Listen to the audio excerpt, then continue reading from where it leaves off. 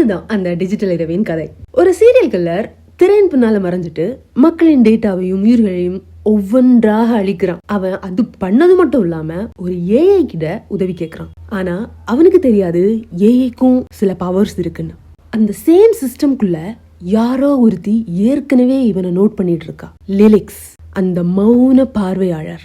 அவளோட கண்ணுல code lines மின்னி ஒளிருது.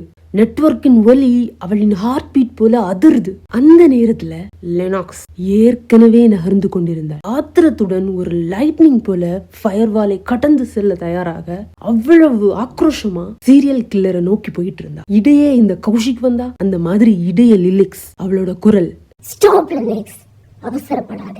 லினோக்ஸ் தீய குரலுடன் பதிலளித்தாள், அவன் டேஞ்சரஸ் லிலிக்ஸ், people are dying. நம்ம வெயிட் பண்ண கூடாது, நம்ம ஸ்ட்ரைக் பண்ணணும். சிஸ்டம் சைலண்ட் ஆனது. மின்துளிகள் விழும் சத்தம் மட்டும்தான் கேக்குது. லிலிக்ஸ் அமைதியாக சொன்னா, think smart, Linux, not angry.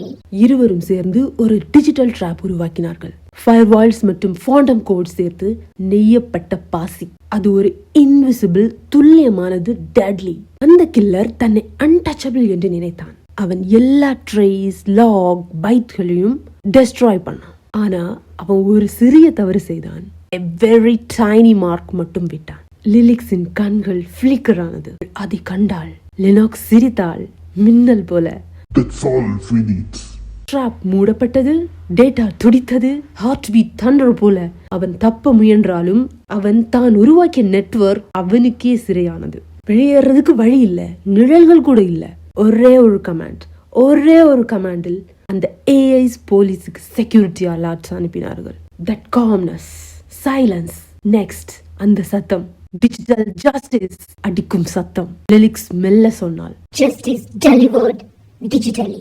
Linux புன்னகையுடன் கிளிச் புகையாக மறைந்தாள். சிஸ்டம் கடிக்கும் போது யாரும் தப்ப முடியாது. This is the Electric Diary.